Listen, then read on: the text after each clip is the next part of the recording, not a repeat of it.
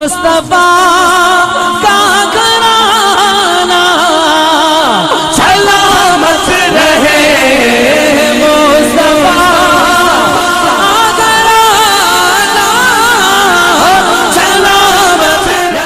اللہ اکبر۔ تو اس نے اعلان کرا دیا ظالم نے کہ ابھی اعلان کر دو کہ جس کے ہاں بھی لڑکا پیدا ہو اس کے 2 ٹکڑے کر کے اس کے ماں باپ کے ہاتھ میں دے دیے جائیں۔ اللہ اکبر۔ ظلم دیکھیں، ڈرتے ہیں نا ہم ڈر رہے ہیں نا کہ ہمارے اوپر ظلم ہو رہا، اس سے بڑھ کر ابھی اتنا ظلم ہمارے اوپر نہیں ہوا ہے جو نمرود نے کیا ہے کہ جس کے ہاں لڑکا پیدا ہوتا تھا 2 ٹکڑے کر کے ماں باپ کے ہاتھ میں دے دیے جاتے تھے۔ اور اگلا فرمان جاری ہوتا ہے کیا کہ آج کے بعد کوئی شادی شدہ انسان اپنی بیوی کے پاس سوئے گا نہیں، نہ رہے گا بانس نہ بجے گی بانسری، یعنی اب کوئی ملاقات ہی نہیں کرے گا تو بچے ہی پیدا نہیں ہوں گے آج کے بعد۔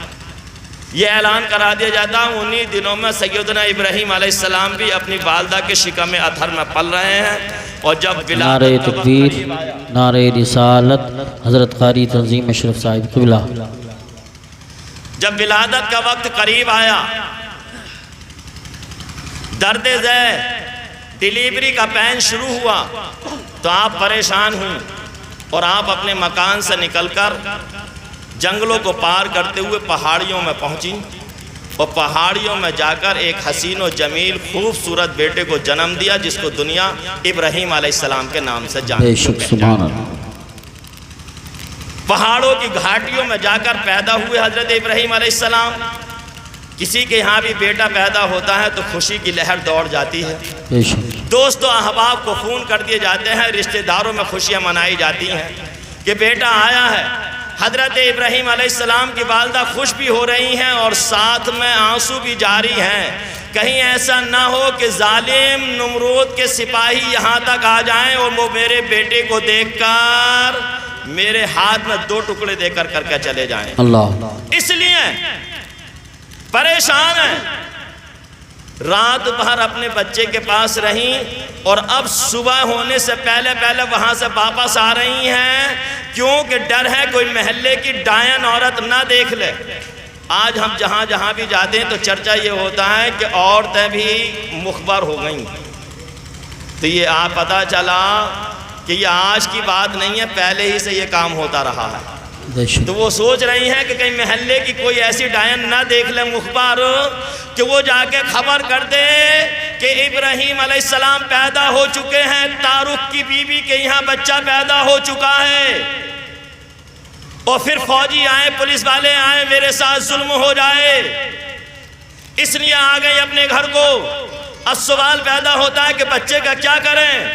تو بچے کو پہاڑ کی گھاٹیوں میں ہی چھوڑ آتی ہیں، اور وہیں پر چھوڑ کر رب کے سپرد کر کے آ جاتی ہیں کہ یا اللہ یہ تیرے سپرد ہے۔ ادھر دل میں یہ خوف اٹھتا ہے کہ تو اللہ کی بندی جا تو رہی ہے، یہ جنگلوں سے نکل کر پہاڑوں میں اگر جانور آ گئے، شیر، لومڑی، بھیڑیا کوئی بھی آ سکتا ہے، تیرے بچے کو منہ کا نوالا بنا کر چلا جائے گا۔ 1 رات کا بچہ ہے، کوئی نہیں ہے پاس، کیا کر رہی ہے؟ لیکن ان کا ایمان بڑا مضبوط تھا کہ رب کے سپرد کر کے جا رہی ہوں تو کچھ ہونے والا نہیں ہے، بے شک کچھ نہیں ہوگا۔ رب کے سپرد کر کے آ گئیں، اور آنے کے بعد پھر اپنے گھر رہی پورا دن، اور یہ طریقہ اختیار کیا کہ روزانہ جب رات ہو جاتی، اندھیرا چھاتا، تو پہنچ جاتی پہاڑوں کی گھاٹیوں میں، اپنے بچے کو رات بھر دودھ پلاتی، صبح ہونے سے پہلے گھر آ جاتی۔ بے شک ابراہیم علیہ السلام پلتے رہے۔ میرے اسلامی بھائیوں، سیدنا ابراہیم علیہ السلام جب بڑے ہوئے اور اپنے گھر آئے تو انہوں نے گھر کی حالت غیر دیکھی، محلے کی حالت غیر دیکھی۔ کیا کہ سارے کے سارے لوگ جب رات کو تارے چمکے تو جھک گئے سب کہ کیا ہو رہا ہے، کہ عبادت ہوگی، یہ خدا ہے، تم بھی ابراہیم عبادت کرو۔ تو آپ نے کہا کہ میں اتنی جلدی کسی کو خدا نہیں مانتا، سوچ کر فیصلہ کر کے بتاؤں گا۔ جب تاروں کی چمک پھیکی پڑی تو کہا کہ جس کی چمک پھیکی ہو جائے وہ میرا خدا ہرگز نہیں ہے۔ بے شک جب چاندنی چمکی تو سارے کے لوگ سارے کے سارے پھر جھک گئے چاند کے آگے۔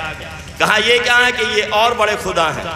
کہا ایسا نہیں، میں نہیں مانتا، جب سورج نکلا اور چاند کی روشنی پھیکی پڑ گئی، ختم ہو گئی، تو کہا کہ جس کی روشنی ختم ہو جائے وہ بھی میرا خدا نہیں ہے۔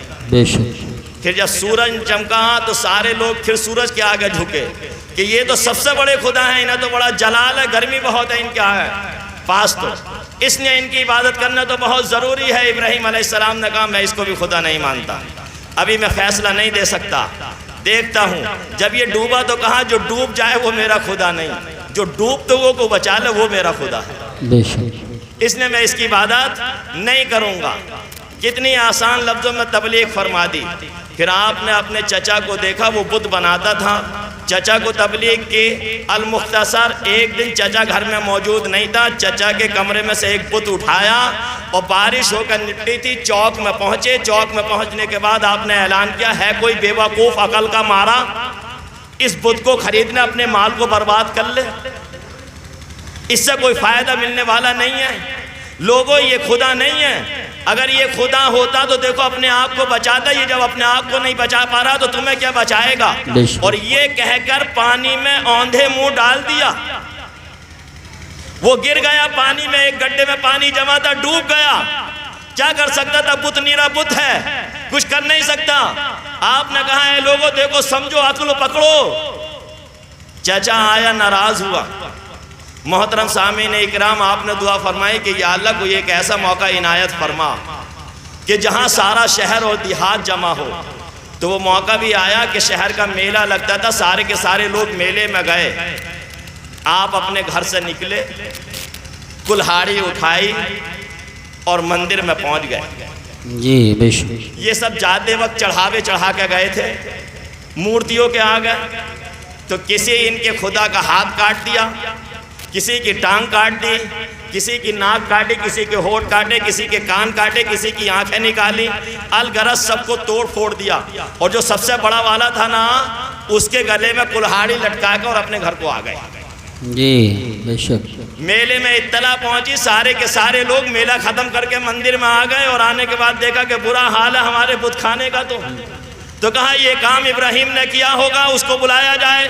سیدنا ابراہیم علیہ السلام کو بلایا گیا تو ہماری تمہاری طرح ڈرپوک نہیں تھے کہ گھر میں چھپ کے بیٹھ جاتے، میں نہیں جا رہا، بھاگ جاتے، بلکہ اللہ کا شکر ادا کیا، یا اللہ تیرا شکر ہے وہ دن تو آج تو نے عطا کیا کہ سب کے سامنے اپنی بات رکھ سکوں گا۔ کیا بات ہے۔ پہنچے، اور پہنچنے کے بعد لوگوں نے، جب پنڈتوں نے سوال کیا کہ ابراہیم یہ کیا حال ہے، یہ کس نے کیا، تو آپ نے کہا بڑے بے وقوف ہو، مجھ سے پوچھتے ہو، تم جو ان کے آگے مٹھائیاں چڑھا کر گئے تھے، پھول چڑھا کر گئے تھے، ان میں آپس میں جھگڑا ہو گیا کہ میں زیادہ کھاؤں گا، میں زیادہ کھاؤں گا، میرا حصہ زیادہ ہے۔ بڑے والے کو غصہ آیا، چھوٹے والوں کو سب کو کاٹ پھاٹ دیا، اور خود کے گلے میں دیکھو کلہاڑی موجود ہے۔ کیا بات۔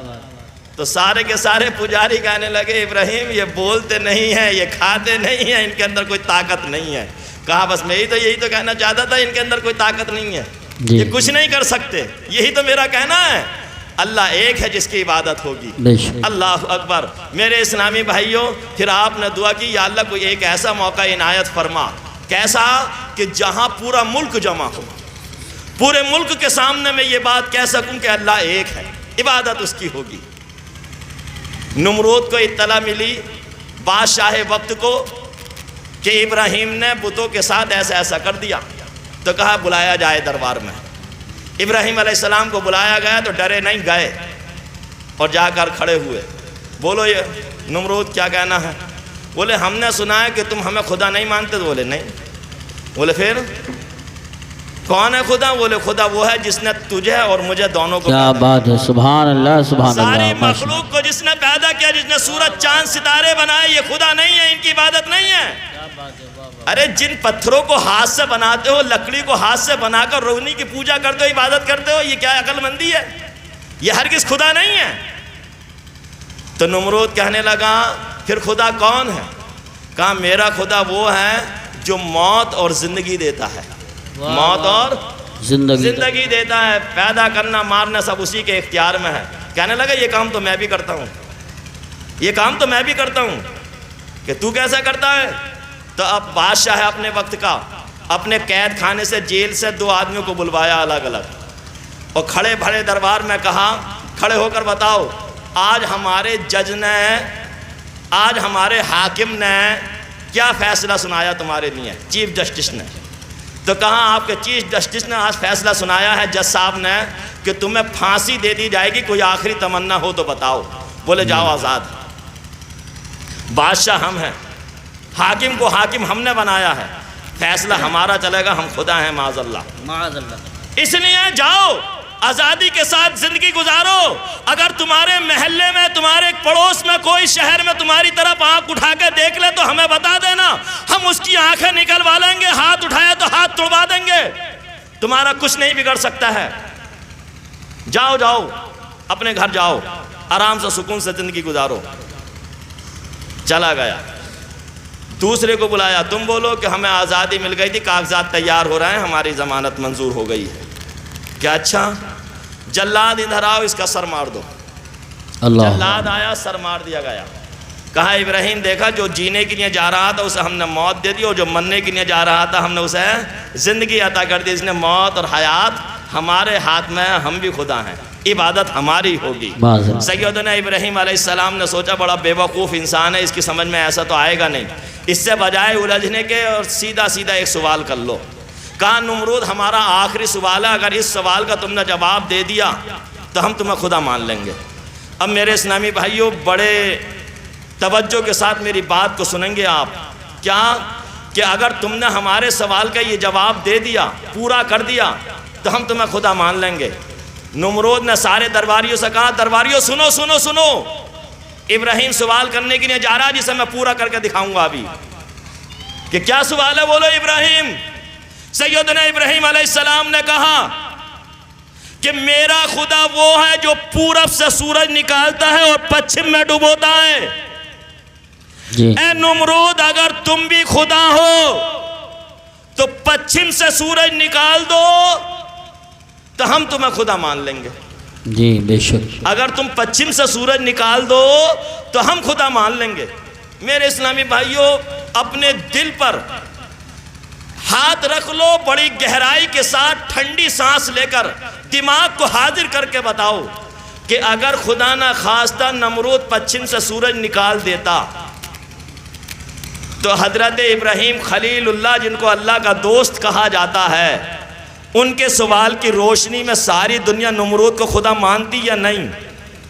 مان لیتی نا کہ اللہ کے خلیل نے یہ بات کہی تھی کہ اگر تم پچھم سے سورج نکال دو گے تو ہم تمہیں خدا مان لیں گے۔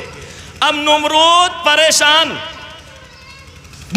پریشان، کمر ٹوٹ گئی اس کی کہ یہ تو ہم سے ہو ہی نہیں سکتا کہ پچھم سے سورج نکالے۔ ارے میرے اسلامی بھائیوں قربان چلے جائیے گا، جب مقام صحبہ میں علی مرتضیٰ کی نماز عصر قضا ہوئی ہے تو اسی ڈوبے ہوئے سورج کو ہمارے آقا نے پچھم سے نکالا ہے۔ نعرہ تکبیر، نعرہ رسالت، نعرہ حیدری، نعرہ غوثیت، مسلک اعلیٰ حضرت فیضان خواجہ غریب نواز، فیضان حضور مخدوم سمنا، قاری وسیع شب صاحب قبلہ۔ سبحان اللہ سبحان اللہ۔